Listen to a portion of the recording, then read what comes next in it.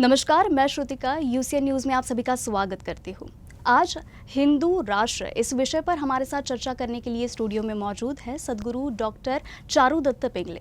Doctor Pingle ENT surgeon हैं और आध्यात्म के आधिकारिक संत हैं। साथ ही वो पिछले 21 वर्षों से धर्म प्रचार का कार्य कर रहे हैं और हिंदू जनजागृति समिति के राष्ट्रीय मार्गदर्शक हैं। डॉक्टर पिंगले, यूसीएन न्यूज़ में आपका स्वागत है। नमस्कार श्रुति जी, और सर्वप्रथम मैं यूसीएन न्यूज़ चैनल का आभार व्यक्त करता हूँ कि उन्होंने आज इस विषय के लिए मुझे यहाँ आमंत्रित किया है। जी बिल्कुल, वक्त ज़ाया ना करते हुए हम हमारी चर्चा को शुरुआत करते हैं। डॉक्टर पिंगले, आज हम एक वैज्ञानिक युग में प्रवेश कर चुके हैं। हम टेक्नोलॉजी से घिरे हुए हैं और ऐसे में धर्म पर आधारित या हिंदू राष्ट्र की मांग करना, इससे क्या लाभ होगा? क्या हम इससे जो एक आधुनिक जो रेस चल रही है उससे पीछे नहीं रह जाएंगे? बहुत अच्छा प्रश्न पूछा, और आज के काफ़ी जो युवा है या व्यक्ति है उनके मन का प्रश्न आपने पूछा, इसलिए मुझे आनंद हुआ।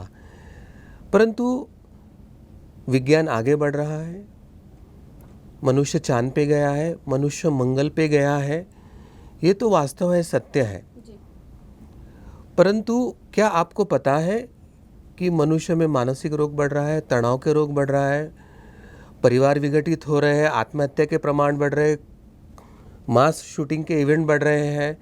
और ये जो पैंडेमिक आया था ना कोरोना का जी, एक छोटे से जीवाणु ने इतने आगे गए हैं विश्व को घुटने के बल पर बिठा दिया है जी। तो सर्वप्रथम हमें ये जानने की आवश्यकता है कि विज्ञान का परिप्रेक्ष्य क्या है और अध्यात्म का परिप्रेक्ष्य क्या है, धर्म का परिप्रेक्ष्य क्या है। तो विज्ञान का परिप्रेक्ष्य यह है कि वह मनुष्य को सुखी बनाने के लिए जो बाह्य साधन सुविधा है वह उपलब्ध कराता है जी। अब समझ लीजिए कि हम यहाँ पे एसी में बैठे हैं, ये विज्ञान ने उपलब्ध कराया और ये लाइट विज्ञान के कारण चल रहे हैं। अचानक पावर फेलियर हो गया, एसी बंद हो गया, लाइट बंद हो गया। अब हमारी स्थिति क्या है? हम दुखी हो जाएंगे, हमारा कार्यक्रम इंटरप्ट हो जाएगा, हमारे ये जो श्रोता लोग हैं उनको प्रश्न खड़ा हो जाएगा कि क्या हुआ है। तो विज्ञान ने जो दिया उससे जो सुख मिलता है उसके साथ आपके जीवन के साथ दुख जुड़ा हुआ है। और विज्ञान की होड़ यहाँ तक पहुँची है कि अमेरिका कहता है कि हम रशिया को नष्ट करेंगे, और रशिया कहता है कि मेरे पास इतने अण्वस्त्र हैं कि मैं एक क्षण में विश्व को नष्ट कर दूंगा। तो विज्ञान ने तो हमें विनाश के कगार पर पहुँचाया है। अब जब हम धर्म की परिप्रेक्ष्य में आते हैं, अध्यात्म की परिप्रेक्ष्य में आते हैं, तो हर व्यक्ति का प्रश्न है कि मेरे मन की शांति कैसे मिले, मैं सुखी समाधानी कैसे बनूं। मेरे पास किसी व्यक्ति को 30,000 तनख्वाह है, तो 30,000 तनख्वाह में मैं कैसे समाधान से अपना जीवन जी पाऊँ, क्योंकि क्षमता उसकी 30,000 कमाने की है। वो 1 लाख कमाने वाले से स्पर्धा करता है तो मन में एक दोष उत्पन्न होता है, जो दोष उसके दुख के लिए कारण होता है। तो धर्म ये ऐसा परिप्रेक्ष्य है कि विज्ञान कितना भी आगे जाए, उस विज्ञान के व्यक्ति के मन को, उसके स्वभाव को नियंत्रित करने की क्षमता धर्म में है। अन्यथा आज भारत के पास अण्वस्त्र है, परंतु कल वो तालिबान या पाकिस्तान के हाथ में अगर अण्वस्त्र आ जाए तो विश्व के विनाश की संभावना 99% है। और भारत के हाथ में आणविक शक्ति है तो मानवता के उपयोग के लिए होने की उसकी 99% संभावना है। तो वो 99% जो संभावना मानव की उपयोगिता के लिए आने वाली है, वो धर्म के मार्ग पर चलने के कारण, अध्यात्म की राह पर चलने के कारण आने वाली है। और इसलिए जो व्यक्ति अपने व्यक्तिगत जीवन में, पारिवारिक जीवन में, अपने समाज जीवन में, अपने राष्ट्र के जीवन में सुख, आनंद और शांति चाहता है, वसुधैव कुटुंबकम, ये विश्व पूरा परिवार बने, हम सब भाई भाई जैसे रहे, भाईचारा बने रहे, मनुष्य मनुष्य को प्रेम से रहे, तो यह अगर हमारी अपेक्षा है तो हमें अध्यात्म और धर्म के मार्ग पर चलना चाहिए। और इसलिए ये जो हिंदू राष्ट्र है, वसुधैव कुटुंबकम, ये पृथ्वी एक परिवार है, समस्त मानव नहीं, ये प्राणी, वनस्पति, ये पंचमहाभूत, सब वातावरण हमारे पूरक है। इन सब का विचार करके जो एक नव राष्ट्र निर्माण की कल्पना हम लेके आए हैं, उसे हम हिंदू राष्ट्र कहते हैं। अच्छा, लेकिन जैसे कि भारत, ये इसमें बहुसंख्यक लोग हिंदू है, तो जब पहले से ही भारत हिंदू राष्ट्र है तो अलग से हिंदू राष्ट्र की मांग क्यों की जा रही है? देखो, हिंदू बहुल भारत है तो मैं कहना चाहूँगा कि मुस्लिम बहुल जो देश है वो इस्लामिक राष्ट्र घोषित हो चुके हैं, क्रिश्चियन बहुल जो देश है वो क्रिश्चियन राष्ट्र घोषित हो चुके हैं, भले ही वो सेकुलर नाम लगाते हैं और एक विशिष्ट ईसाई पंथ को संरक्षित करते हैं। बौद्ध देश बौद्ध बहुल है, उन्होंने स्वयं को बौद्ध देश घोषित करके बौद्ध धर्म को अधिकृत संरक्षित किया है। और 80 लाख जनसंख्या का जो देश है इजराइल, उन्होंने भी हाल ही में स्वयं को जू राष्ट्र घोषित करके जू धर्म को संरक्षित किया है। तो हिंदू बहुल होने के नाते भारत हिंदू राष्ट्र है, वो हमारी भावना है। परंतु जब तक यहाँ के राज्यकर्ता, यहाँ का संविधान अधिकृत तौर पर सनातन वैदिक हिंदू धर्म को संरक्षित नहीं करता है, इसकी संस्कृति, इसकी परंपराएं, इसका इतिहास को संरक्षित नहीं करता है, और जो अधिकार उन्होंने आर्टिकल 29 और 30 के माध्यम से माइनॉरिटी को दिया है और हिंदुओं को वर्तमान में नकारा है, जब तक वो अधिकार कम से कम वो हिंदुओं को नहीं देते, तब तक हम ये राष्ट्र हिंदू है ऐसे कैसे कह सकते हैं। तो जब तक वर्तमान संविधान अधिकृत तौर पर इस देश को हिंदू राष्ट्र घोषित नहीं करता है, तब तक हमारे मानने में कोई महत्व नहीं। एक उदाहरण बताता हूँ। एक व्यक्ति आया था, उसने कहा कि मैं टाटा का बेटा हूँ और आप टाटा के साथ कुछ भी कंसल्टेशन करना चाहते तो आप मेरे साथ कॉन्ट्रैक्ट कीजिए। तो उस समय व्यक्ति ने पूछा कि आपने तो मान लिया कि मैं टाटा का बेटा हूँ और आपके साथ व्यवहार हो जाए, बायलैटरल कॉन्ट्रैक्ट हो जाए, पर अभी टाटा ने घोषित नहीं किया कि आप मेरे बेटे और मेरे ऑन बिहाफ ऑफ माय कि आप वो कॉन्ट्रैक्ट कर सकते हो, तो तब तक आप उसके बेटे नहीं माने जा सकते। एक लीगेसी से अगर हम देखते हैं तो हमने माना, वो हमारा भाव है कि ये हमारा राष्ट्र है। परंतु जब तक संविधान या राज्यकर्ता या सभी पॉलिटिकल पार्टी ये अधिकार जब तक हिंदू को प्रदान नहीं करते हैं, तब तक ये हिंदू राष्ट्र की मांग हमें सरकार के पास करनी होगी। लेकिन एक और जहां लोग हिंदू राष्ट्र की मांग कर रहे हैं, वहीं दूसरी ओर ऐसे भी लोग हैं जो इस मांग को ही असंवैधानिक बता रहे हैं। तो इस पर आप क्या कहना चाहेंगे? देखो, ये बड़ी विचित्र बात है। भारत एक लोकतंत्र है, यहाँ कम्युनिस्ट पार्टी है, वो भारत में कम्युनिज्म लाना चाहते हैं, लोकतंत्र नहीं लागू करना चाहते हैं। भारत में एक मुस्लिम पार्टी है, वो भारत को इस्लामिक देश बनाने के लिए होड़ कर रही है। मुस्लिम लोग कहते हैं कि हमारे लिए यहाँ भारत का संविधान नहीं, हमारे लिए शरिया लागू करो। तो जबकि भारत का जब विभाजन हुआ तो मुस्लिमों ने कहा कि हम नहीं रह सकते, हमें अलग देश दीजिए, उनको दे दिया गया था। कम्युनिस्ट पार्टी कहती है कि चीन और अन्य देशों में जो साम्यवाद है वो हमें लागू करना है। तो 80%, क्योंकि डेमोक्रेसी का जो रूल है, मेजॉरिटी इज द लॉ, यानी बहुमत के आधार पर लोकतंत्र चलता है। तो बहुसंख्यक हिंदू अगर चाहते हैं कि ये देश हिंदू राष्ट्र घोषित हो जाए, तो यही लोकतांत्रिक प्रक्रिया की मांग होगी, वो असंवैधानिक कैसे हो सकती है। और दूसरी बात, जब भारत का धर्म के आधार पर विभाजन हुआ था, तो भारत से अलग हुआ इस्लामिक रिपब्लिक ऑफ पाकिस्तान हुआ, पाकिस्तान से अलग हुआ वो इस्लामिक रिपब्लिक ऑफ बांग्लादेश हुआ। तो भारत तो हिंदू राष्ट्र होना चाहिए था, परंतु 1976 में संविधान सभा के चर्चा के विरोध में जाकर उस समय संविधान सभा ने कहा था कि हम भारत को सेकुलर घोषित नहीं कर सकते, और माइनॉरिटी के लिए हमने 29 और 30 आर्टिकल दिया है। तो भारत हिंदू राष्ट्र है यह जानकर वो 29 और 30 आर्टिकल माइनॉरिटी के लिए दिया था, और टर्म ये था कि भारत को सेकुलर घोषित ना किया जाए। यानी भारत अगर हिंदू राष्ट्र है तो माइनॉरिटी की रक्षा की बात हो सकती है, माइनॉरिटी की मिनिस्टर की बात हो सकती है, माइनॉरिटी कमीशन की बात हो सकती है, वैश्विक परिप्रेक्ष्य में देखें तो। परंतु 76 में जिस तरह से सेकुलर घोषित करके भारत को सेकुलर भी घोषित किया और माइनॉरिटी को अधिक अधिकार दिए, तो लोकतंत्र की सबसे बड़ी हत्या है ये, क्योंकि मेजॉरिटी हिंदुओं को जो अधिकार देना चाहिए वो नाकार कर केवल माइनॉरिटी को दिया। तो एक बहुत बड़ी विषमता और डिस्क्रिमिनेशन नागरिकों के बीच में हुई है। तो एक लोकतंत्र के सरल नियम बहुमत का ही आधार यह भी लेते हैं, तो यह मांग संवैधानिक ही है, यह ध्यान में आता है। जी, आने वाले मतलब 1-1.5 साल में 2024 में चुनाव होने जा रहे हैं और चुनाव से पहले ये मुद्दा उठना, अलग से हिंदू राष्ट्र के निर्माण का मुद्दा उठना, क्या ये राजनीति से कहीं जुड़ा हुआ है? अगर कोई पॉलिटिकल पार्टी, मैं तो कहता हूँ कोई क्यों, सभी पॉलिटिकल पार्टी आके स्वयं ही घोषित कर दे कि हम हिंदू राष्ट्र बनाएंगे, हो सकता है बहुसंख्यक हिंदू उनको वोट दे दे। तो ऐसी कोई पार्टी अगर घोषणा करती है तो हम इसका स्वागत करते हैं, सबसे पहली बात। दूसरी बात, ये हिंदू राष्ट्र की जो मांग है, ये आप स्वामी विवेकानंद ने जो एक आध्यात्मिक परिप्रेक्ष्य का जो राष्ट्र की कल्पना किया था 100 वर्ष पूर्व, उसी की पूर्ति है। आगे जाकर देखें तो योगी अरविंद जी ने जिस आध्यात्मिक भारत की कल्पना किया था और उन्होंने जो उसके ऊपर जो कार्य करना था, उसकी ये इतिश्री है। परम पूज्य डॉक्टर हेडगेवार जी ने जब भारत के विभाजन के बीच देखकर इस्लामी बहुलता बढ़ रही है ध्यान में आया, तो उन्होंने हिंदू राष्ट्र की संकल्पना लेकर जो एक अभियान छेड़ा था, उसकी ये पहल है। पंडित श्री राम शर्मा जी आचार्य, वो जो एक ऐसे समाज का निर्माण करना चाहते हैं जो आध्यात्मिक और सबको समझने वाला हो। तो इस श्रृंखला में जब परम पूज्य डॉक्टर आठवले जी ने ईश्वरीय राज्य की स्थापना इस विषय को लेकर पहल किया, तो 1997 में हिंदू राष्ट्र की स्थापना का, ईश्वरीय राज्य का यानी राम राज्य की स्थापना की पहल 1997 में हुई है।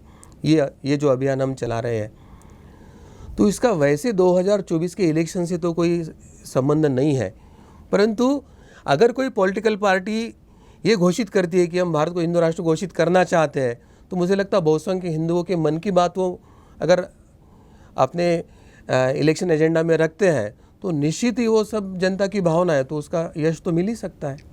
जी, लेकिन कुछ पॉलिटिकल पार्टीज जो है वो हिंदू राष्ट्र को दलित विरोधी भी कह रही है। तो क्या हिंदू राष्ट्र के माध्यम से देश में आप फिर से वर्ण व्यवस्था लागू करने का प्रयास कर रहे हैं? ऐसा नहीं लगता कि क्या इससे समाज में भेदभाव निर्माण हो सकता है?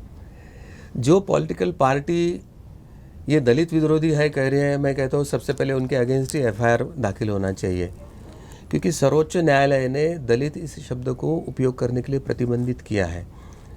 धर्मशास्त्र के मुताबिक दलित ये शब्द किसी धर्म से जुड़ा हुआ नहीं या किसी विषमता से जुड़ा हुआ नहीं, तो ये शब्द ही एक लेफ्टिस्ट एजेंडा, कम्युनिस्ट एजेंडा के तहत भारत में डाल के एक विभाजन का इसके नाम पर पहले बड़ा प्रयास किया गया है।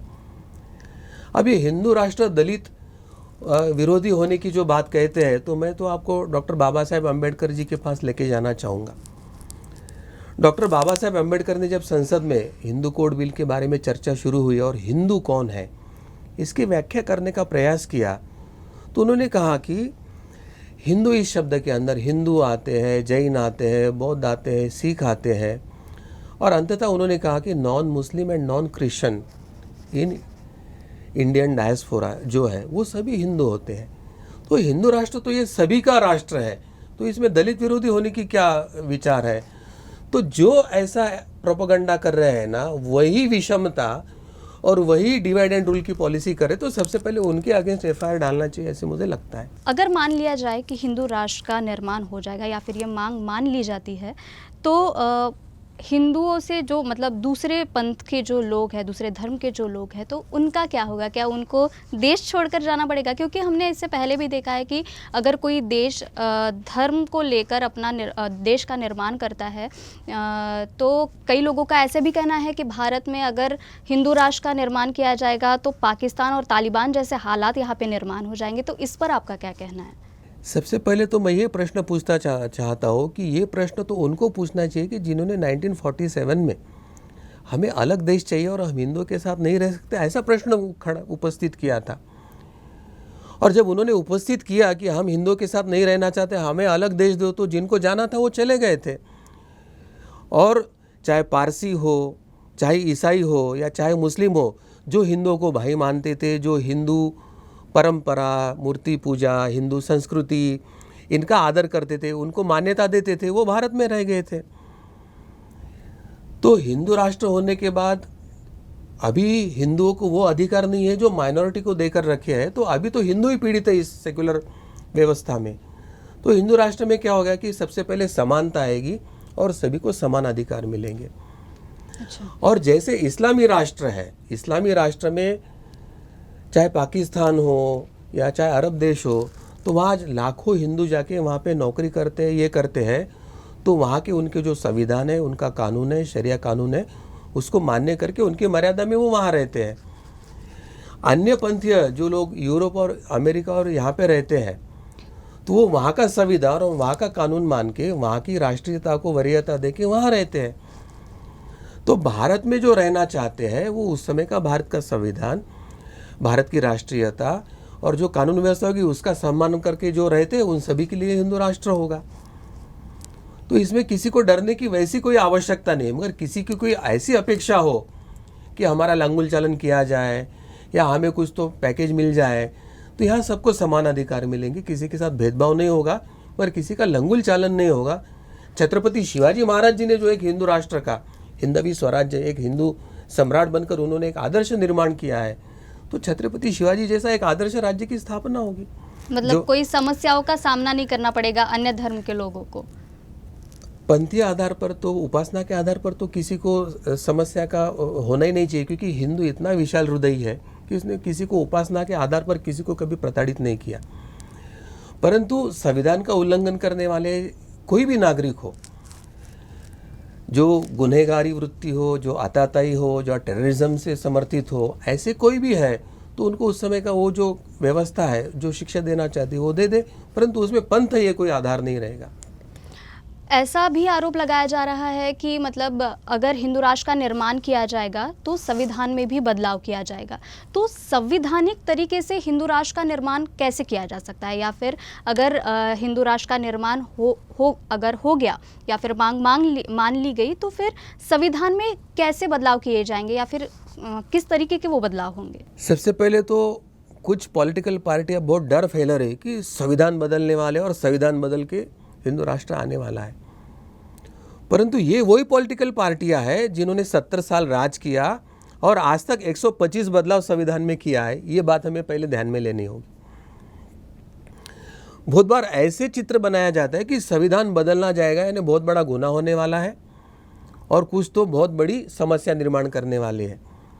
परंतु संविधान बनते समय संविधान सभा में जो चर्चा हुई थी उस समय एक मुद्दा चर्चा के लिए आया था कि संविधान परिवर्तनीय होगा या अपरिवर्तनीय।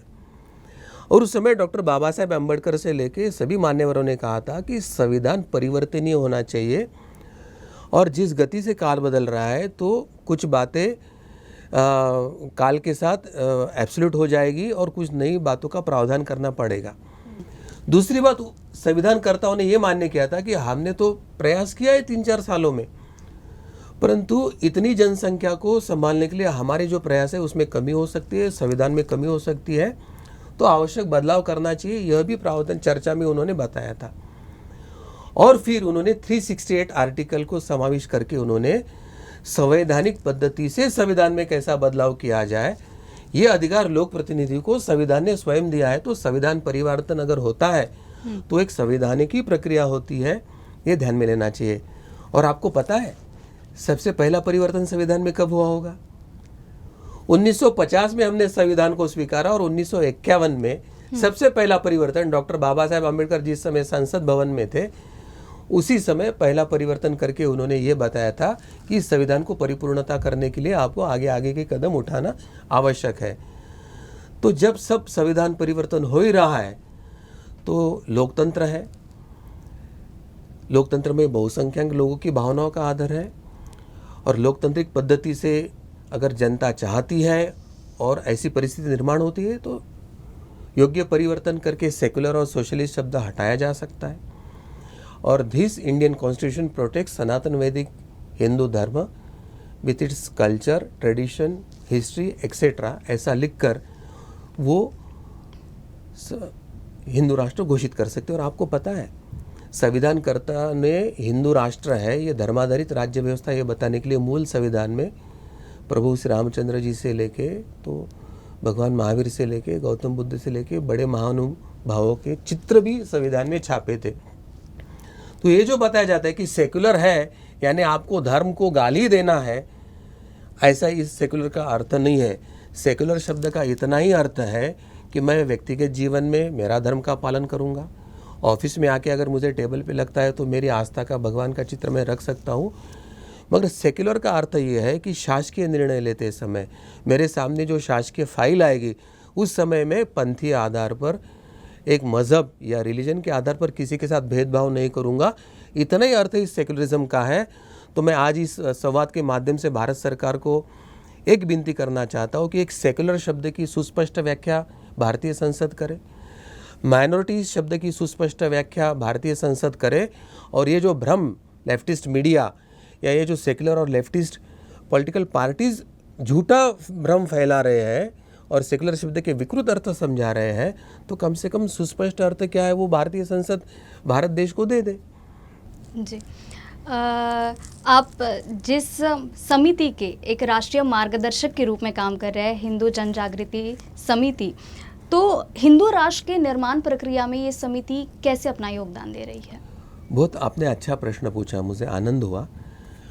हमें ध्यान में आया कि आर्टिकल 29 और 30 से हिंदुओं को धर्म शिक्षा देने को प्रतिबंधित करके केवल माइनॉरिटी को देने को प्रारंभ किया है। तो 1950 से अधिकृत तौर पे हिंदुओं को धर्म शिक्षा देने का प्रावधान बंद कर दिया है। आज हमको हिंदू दिखता है, वो स्वयं को हिंदू कहता है, और उसको आप 4-5 प्रश्न पूछ लो कि भाई हिंदू धर्म का तत्व क्या है, हिंदू धर्म का वैशिष्ट्य क्या है, 5-10 तत्व बता दीजिए। वो नहीं बता पाता। वो कहते हैं मैं जन्म से हिंदू, मेरे टीसी में हिंदू लिखा है और सब कहते हिंदू है तो मैं हिंदू। मगर 4 आश्रम क्या है, 4 पुरुषार्थ क्या है, 4 ऋण क्या है, कर्मफल सिद्धांत क्या है, पुनर्जन्म का सिद्धांत क्या है, क्षण उत्सव त्योहारों का मतलब क्या है, 16 संस्कार क्या है, ये किसी हिंदू को ही पता नहीं। तो हिंदू मन, हिंदू आत्मा या हिंदू व्यक्तिमत्व निर्माण हो, उसको ये प्रतिबंधित करके रखा है और ये गलत तरीके से करके रखा है। मेजॉरिटी हिंदुओं को धर्म शिक्षा ना दे ऐसा कहीं संविधान में नहीं लिखा था, मगर 29-30 का उल्टा अर्थ निकला कि माइनॉरिटी को देने का अधिकार है तो हिंदू को देना नहीं। तो ये एक प्रकार की विषमता और डिस्क्रिमिनेशन पॉलिटिकल एनालिटिक्स या पॉलिटिकल पार्टियों ने किया है, तो उसका भेदभाव पहले दूर करना है। तो हम सबसे पहले हिंदू को धर्म शिक्षा देना चाहते कि धर्म जानो, धर्म का मनन करो, धर्म का आचरण करो और मन से, आत्मा से, कर्म से हिंदू बनो, ताकि हिंदू धर्म की रक्षा हो जाए। अब हिंदू धर्म की रक्षा होने के कारण परस्पर बंधुभाव, हिंदू धर्म सिखाता है कि परस्त्री को माता देखे, बहन माने या दुर्गा का रूप माने। आज ये जो समाज में एक गलत प्रवृत्तियाँ बढ़ रही है, अशांति बढ़ रही है, तो इसके लिए लिबरलिज्म, सेक्युलरिज्म या लेफ्टिज्म या फेमिनिज्म ये जो चल रही है कि हमें कोई बंधन नहीं चाहिए, इनको बंधन नहीं चाहिए, वस्त्र के कोड नहीं चाहिए, इनको मन मुक्तता से जीना है, और वो कहते हैं कि गुनाह भी नहीं होना चाहिए। तो गुनाह ना होना चाहिए ये योग्य मांग है और उसके लिए धर्म शिक्षा देना आवश्यक। तो ये सबसे पहले। दूसरी बात है कि मंदिर बचाओ, मंदिरों का सरकारीकरण बचाओ और मंदिरों को धर्म शिक्षा का और समाज को जोड़ने का एक प्रकल्प हमने लिया है। तीसरी बात है कि हिंदू संगठन, हिंदू असंगठित है, डिवाइड एंड रूल की अंग्रेज़ों की जो पॉलिसी है, तो लोकतांत्रिक वोट बैंक पॉलिसी, ये जो पॉलिटिक्स चल रहा है उसमें हिंदुओं को विघटित करने की एक बड़ी प्रक्रिया चल रही है। तो जब धर्म जानेंगे, धर्म का आचरण करेंगे और मैं हिंदू हूँ ये भाव जागृत हो जाएगा, तो धर्म के परिप्रेक्ष्य में एक हिंदू का संगठन होगा। अब चौथी बात है कि हिंदुओं पर होने वाले जो अन्याय है, हमको धर्म शिक्षा नहीं देने को प्रतिबंधित किया है, परंतु माइनॉरिटी को मिलती है। हिंदुओं के मंदिरों का अधिग्रहण होता है परंतु मस्जिद या चर्च का अधिग्रहण नहीं होता है। या माइनॉरिटी के नाम पर जो 5-5, 10-10 हज़ार के पैकेज प्रांत माइनॉरिटीज़ के बेटे बेटियों को दे रहे, वो हिंदुओं को नकारते हैं। एजुकेशनल स्कॉलरशिप जो है वो हिंदुओं को नकारी जाती है, माइनॉरिटी को बांटी जाती है। तो एक जो बड़ा एक विषम था लोकतांत्रिक प्रक्रिया में बहुसंख्यक हिंदुओं पर जो अत्याचार हो रहे हैं उसके बारे में जागरूक करके हम संवैधानिक तौर से मांग करते हैं। और सबसे बड़ा जो है हिंदू राष्ट्र आंदोलन, हिंदू राष्ट्र आंदोलन के माध्यम से हम हिंदुओं की समस्याओं को एक वैधानिक और संवैधानिक और कानूनी मार्ग से सरकार तक ज्ञापन या कानूनी मार्ग से पहुंचाकर अपनी मांगों की ये करते हैं। और सबसे महत्व का है कि 2012 से हमने अखिल भारतीय हिंदू राष्ट्र अधिवेशनों का आयोजन किया है। संगठनों का महासंगठन करें, राष्ट्रीय स्तर का, प्रांतीय स्तर का, जिला स्तर का, ऐसे अलग अलग स्तर पर हम कार्यक्रमों का आयोजन करते हैं। नेपाल, बांग्लादेश, श्रीलंका, मलेशिया यहाँ से भी पीड़ित बांग्लादेश से भी आते हैं हिंदू, उनकी भी व्यथाएं हैं। तो एक तरह से भारत और भारत के बाहर के हिंदू के लिए एक आश्रय बने, ऐसे एक व्यासपीठ निर्माण करने का प्रयास हम कर रहे हैं। और इसके माध्यम से मैं एक बात बताना चाहता हूँ कि 2012 में जब सबसे पहले हमने गोवा के अधिवेशन में जब हिंदू राष्ट्र की मांग किया, तो आपको अरेस्ट करवाएंगे, आपका असंवैधानिक है, आपकी संस्था को बैन करेंगे, ऐसा मीडिया ने पत्रकार परिषद में ही हमको एक ऐसा डर दिखाने का प्रयास किया था। हमने कहा आपको जो करना है कीजिए, हम संवैधानिक मार्ग से आगे जाएंगे। पर 2012 में आज ऐसी स्थिति है कि बहुत से सांसद अब हिंदू राष्ट्र की बात कर रहे हैं, संसद भवन के अंदर हिंदू राष्ट्र की चर्चा हो रही है। ओवैसी जैसे व्यक्ति भी बोल रहे हैं कि अब ये भारत हिंदू राष्ट्र घोषित होने वाला है।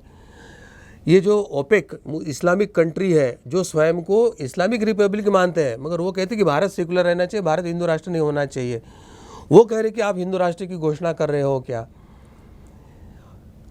पुरी के शंकराचार्य जी ने अभी अभियान शुरू किया 1-1.5 वर्ष, वो कह रहे हैं कि भारत 2025 में हिंदू राष्ट्र होने वाला है। और 15 देश, नेपाल, मालदीव से लेके तो मॉरिशस से लेके, उन्होंने 15 देशों की सूची दिया है कि ये हिंदू राष्ट्र होने के लिए तैयार है, अगर भारत होता है तो ये भी हो जाएंगे। तो एक तरह से ये हिंदू राष्ट्र के बीच का जो अभी पौधा बन के अभी वृक्ष बन रहा है, तो एक वैचारिक आंदोलन के माध्यम से, एक साधना और आध्यात्मिक आंदोलन के माध्यम से, और सबसे महत्व की बात है कि हम साधना और आध्यात्मिक मार्ग पर चलकर ये कार्य करने के लिए बताते हैं। एक छोटी सी बात मैं बताना चाहूँगा कि वैसे देखें तो कौरव भी हिंदू थे और पांडव भी हिंदू थे। धन बल, शस्त्र बल, अस्त्र बल, संख्या बल, बाहुबल, जो भी बल था उसमें कौरव मेजॉरिटी में थे और पांडव अल्पसंख्यक थे। परंतु पांडवों में भक्ति का बल था और पांडव कृष्ण के पक्ष में थे। तो साधना करने के बाद जब हमारे अंदर की दिव्यता जागृत होती है, कुंडलिनी शक्ति जागृत होती है, गुरु कृपा से हमारे अंदर दिव्य शक्तियाँ कार्यरत होते हैं, तो जागृत हिंदू यानी साधना से जिसकी दिव्य शक्तियाँ, कुंडलिनी शक्तियाँ जागृत है, वो पांडव जैसे जो हिंदू है वो जागृत हिंदू है। भले ही संख्या में मुट्ठी भर कम हो सकते हैं, परंतु धर्म के पक्ष में, भगवद गीता भगवान कृष्ण के पक्ष में खड़े होकर ये मांग हम करने का प्रयास कर रहे हैं। तो हमें निश्चित लगता है कि 2025 में भारत हिंदू राष्ट्र घोषित होगा, क्योंकि ये हमारे जो गुरुदेव है सच्चिदानंद परब्रह्म परात्पर गुरुदेव डॉक्टर आठवले जी, उन्होंने 1997 में ईश्वरीय राज्य की स्थापना यह ग्रंथ लिखा था। उसमें उन्होंने कहा था कि 1997 से ये जो अभियान शुरू होगा, 2025 में हिंदू राष्ट्र की घोषणा के साथ उसकी इतिपूर्ति होगी। तो मुझे लगता है कि त्रिकाल अद्राष्टा संतों, चाहे गगनगिरी महाराज हो या चाहे नॉस्ट्रडेमस हो, जो विनाश काल के बारे में बता रहे हैं, तो आगामी ये जो 25-26 महीने हैं वो अत्यंत भीषण है। और इन महीनों के बाद मानव निर्मित युद्ध होगा, नैसर्गिक आपदाएं होगी, और फिर ऐसे जैविक ऐसे हमले होने की संभावना, ऐसे विश्व कह रहा है। कोई तो एंटार्क्टिका में एक नया विषाणु बहुत वर्ष पूर्व का जागृत हो गया है। तो इन संकटों के साथ 2025 की जो पहाड़ है या उस उदय है, वो हिंदू राष्ट्र की स्थापना के साथ होगा, ऐसे मुझे विश्वास लगता है। और समिति उसके लिए काफ़ी योगदान दे रही है देश के अंतर्गत कार्य। डॉक्टर पिंगले, आपने अखिल भारतीय अधिवेशन के बारे में एक बात कही, तो गोवा में जो अखिल भारतीय अधिवेशन होने वाला है उसके बारे में हम आपसे जानना चाहेंगे। गोवा में जो अखिल भारतीय अधिवेशन का आयोजन हो जाता है, जो औसतम जून माह में प्रतिवर्ष होता है, तो उसमें जैसे मैंने कहा कि अब तक हमने कम से कम 500 से अधिक संगठन और 800 से अधिक इंटेलेक्चुअल्स, अधिवक्ता, पत्रकार, संपादकों को एकत्रित करके एक आध्यात्मिक स्तर पे वैचारिक और बौद्धिक चेतना की जागृति के लिए हिंदू राष्ट्र का आंदोलन का प्रारंभ किया है। तो एक ही साथ संपूर्ण भारत के जो संभव है हर जिले में अलग अलग संगठनाएं एक ही विषय को लेकर, एक ही ध्येय को लेकर महीने में 1-2 दिन जब वो एकत्रितता के कार्य करते हैं, तो सनातन धर्म में संकल्प शक्ति को बहुत महत्व दिया है। एक साथ इतने प्रकार से लोग एक ही संकल्प को लेकर जब वो संकल्प को जागृति के लिए स्थूल प्रयास करते हैं और त्रिकालदर्शी अवतारी संतों का जब उनको आशीर्वाद होता है, तो उस चेतना के जागृति ने 2012 से 2022 तक यह स्थिति लाई है कि अब सबको अनुकूल लोगों को लग रहा है कि हिंदू राष्ट्र होने वाला है, अब हमारे मन में शंका नहीं। और विरोधकों को लग रहा है कि अब ये होने ही वाला है, अब हम कुछ नहीं कर सकते। ये स्थिति में एक वैचारिक और बौद्धिक आंदोलन की एक गति वहाँ तक आई है और आगे की गति है जो प्रत्यक्ष घोषित करने की है। तो ये आंदोलन में हिंदू राष्ट्र का जो योगदान है वो बहुत अधिक है। हिंदू राष्ट्र अधिवेशन का इसका अर्थ है कि जो जो संगठनाएं प्रत्यक्ष अप्रत्यक्ष रूप से इसके लिए कार्य कर रहे हैं उन सभी के अथक प्रयत्न का यह श्रेय है। तो ये हिंदू राष्ट्र अधिवेशन इन सबका एक कॉमन व्यासपीठ है जिसका स्वयं का कोई अस्तित्व नहीं, परंतु कार्य की इतिश्री तो वहाँ से हो रही है। समय सीमा को ध्यान में रखते हुए मैं अंत में आपसे ये जानना चाहूँ कि हिंदू राष्ट्र के निर्माण में अगर नागरिक कैसे योगदान दे सकता है, ये हमारे दर्शकों को बताइए। सर्वप्रथम मैं कहूँगा कि आप अपनी जगह प्रतिदिन 1 घंटा केवल दीजिए। 100 करोड़ हिंदू में से 10 करोड़ भी हिंदू अगर प्रतिदिन 1 घंटा देते तो प्रतिदिन 10 करोड़ घंटे का हिंदू राष्ट्र का अभियान चल सकता है, पहली बात। दूसरी बात, जो वृद्ध है, जो बाहर निकल नहीं सकते, वो प्रतिदिन भारत को हिंदू राष्ट्र घोषित हो इसके लिए प्रार्थना करें और हिंदू राष्ट्र के लिए जो कार्य कर रहे हैं उनके लिए भगवान का आशीर्वाद और रक्षा कवच मिले इसके लिए प्रार्थना कर सकते हैं। जो बच्चे हैं, बच्चों को अभी से धर्म संस्कार दे के उनको श्लोक है, उनको कुछ स्तोत्र है, इनका पठन करके संस्कारों का बीज हम उनको बो सकते हैं। हमारी जो मातृशक्ति है, स्त्री शक्ति है, वो 16 संस्कार और त्योहारों को शास्त्र जानकर यथा योग्य धर्म के परिप्रेक्ष्य में उसका अगर वो उत्सव मनाने का प्रयास करेंगे तो एक तरह से वो धर्म की स्थापना और धर्म की रक्षा ही होगी। और जो युवा है जिनमें वो ऊर्जा और इच्छा है कि मेरा राष्ट्र हिंदू राष्ट्र बने, हमारे हिंदू धर्म की रक्षा हो, हिंदू धर्म को वैधानिक मान्यता मिले, तो उन्होंने प्रतिदिन समाज में जाके ज्योत से ज्योत जुड़ाना है, व्यक्ति को जोड़ना है। हमें क्यों चाहिए वो उनको समझाना है और मांग के लिए उनको एक संख्या बल, बाहुबल और एक आंदोलन का स्वरूप प्राप्त करना है। हम जो भी करेंगे वो कानूनी और संवैधानिक मार्ग से करेंगे और लोकतंत्र की शक्ति है जनसंख्या का बल। जनसंख्या अगर संगठित होकर जनसंख्या का बल देती है तो लोकतांत्रिक परिप्रेक्ष्य में भी हिंदू राष्ट्र घोषित होना संभव है। डॉक्टर पिंगले, आपका बहुत बहुत धन्यवाद कि आप यूसीएन न्यूज़ में आए और आपके विचार रखे। बहुत बहुत धन्यवाद आपका। इसके साथ ही मैं श्रुतिका आपसे विदा लेती हूँ। देखते रहिए यूसीएन न्यूज़।